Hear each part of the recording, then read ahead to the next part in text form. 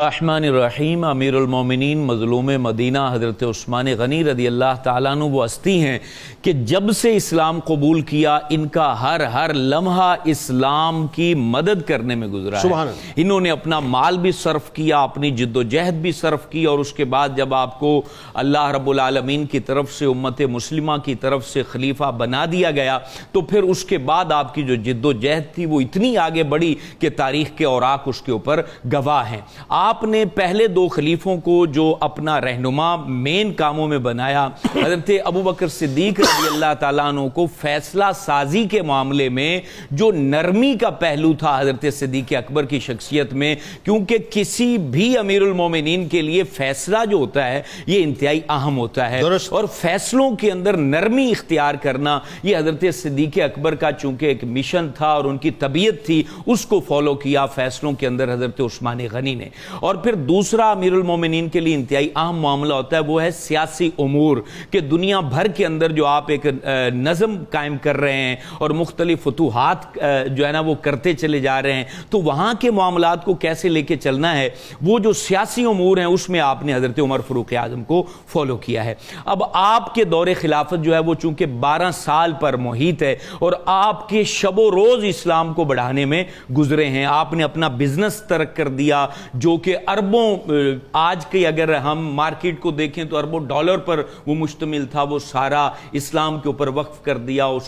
آپ نے صرف 2 اونٹ اپنے پاس باقی رکھے اور باقی ساری چیزیں آپ نے ترک کر دی اور اللہ کی راہ میں وقف کر دی۔ اب آپ نے یہ جو 12 سال گزارے تو کیسے گزارے یہ ہر مسلمان کو پتہ ہونا چاہیے۔ سب سے پہلے آپ نے طرابلس کو فتح کیا۔ طرابلس 3 جگہ پر واقع ہے، طرابلس الغرب جو کہ لیبیا کا دارالحکومت ہے، پھر طرابلس الشام جو لبنان میں واقع ہے، اور پھر ایک اور باقی شہر کا نام بھی طرابلس ہے۔ ان تمام علاقوں کو مصر سے آپ نے لشکر روانہ کیا، اور پھر مدینہ طیبہ سے عبداللہ ابن زبیر، حضرت عبداللہ بن عمر بن عاص اور عبد الرحمن بن ابی بکر کی قیادت میں آپ نے یہاں سے کمک بھی بھیجی، ہیلپ بھیجی، اور طرابلس کو آپ نے اس طرح فتح کیا کہ وہاں سے مسلمانوں کو 25 لاکھ دینار جو ہے نا انہوں نے محصول پیش کیا، اور اس طرح انہوں نے صلح کی۔ اب اس کے بعد آپ نے افریقہ کی طرف متوجہ ہوئے تو عبداللہ ابن زبیر کو اس جانب آپ نے روانہ فرمایا۔ اب آپ دیکھیں صرف افریقہ کے جو ممالک ہیں جن کو الجزائر کہا جاتا ہے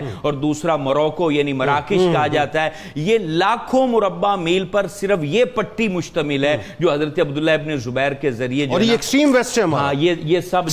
مسلمانوں کے حصے میں آئے۔ اس کے بعد انتہائی اہم علاقہ تھا جو روم اور یورپ والوں کے لیے مسلمانوں پر حملہ کرنے کا دروازہ سمجھا جاتا تھا، بحر روم پر واقع قبرص جس کو آج کل جو ہے وہ سیپرس کہا جاتا ہے، وہاں پر آپ نے جزیرہ ہے، بیسیکلی جزیرہ ہے، میڈیٹرینین سی کے اندر موجود ہے۔ اب اس کے اوپر آپ نے جو ہے نا وہ قافلہ روانہ کیا، امیر شام حضرت امیر معاویہ کے ذریعے بحری بیڑے بھیجے گئے اور اس علاقے کو فتح کیا گیا، اور یہاں سے جو ہے نا وہ لاکھوں دینار آپ کو مسلمانوں کے روم کے خلاف جو 500۔ اب اس کے بعد قبلہ یہ آگے قافلہ روانہ ہوتا ہے، یہ طبرستان خراسان، اس میں حضرت امام حسن بھی موجود تھے، امام حسین بھی موجود تھے، عبداللہ ابن عمر بھی موجود تھے، عبداللہ ابن عباس بھی موجود تھے۔ یہ ایران کی پٹی پر جتنے ممالک ہیں یہ طبرستان اور خراسان یہ تھے، اور یہاں پر انہوں نے کوفہ سے جو ہے نا وہ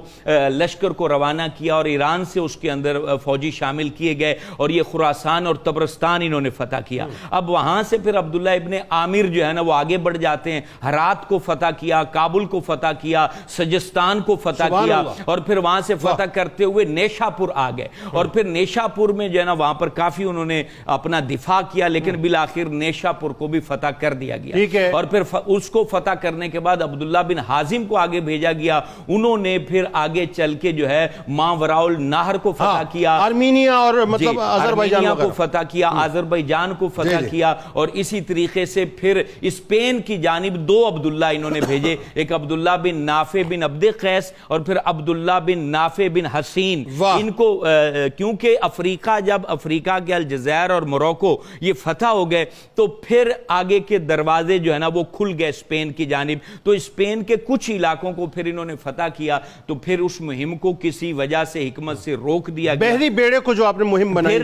یہ واپس کیسر روم کے خلاف, جو کیونکہ جو قسطنطین تھا وہ کیسر روم جو تھا اس نے 500 بیری اکٹھے کر کے مسلمان, کیونکہ اب بحر روم کے اوپر اچھے طریقے سے قدم جما چکے تھے تو ان کو ختم کرنا چاہتے تھے. اس وقت پھر آپ نے اس 500 کا مجتمع بیڑے کو بھی آپ نے شکست فاش دی, اور اس طریقے آپ نے لاکھوں مربع میل جو علاقہ تھا وہ مسلمانوں کی جو ہے نا وہ خلافت کے اندر, سلطنت کے اندر جمع کر کے آج تک اور قیامت تک بتا دیا کہ عثمان غنی کوئی عام بندہ نہیں ہے. اس کو سمجھنے کے لیے دماغ کے اندر پاک ذہن ہونا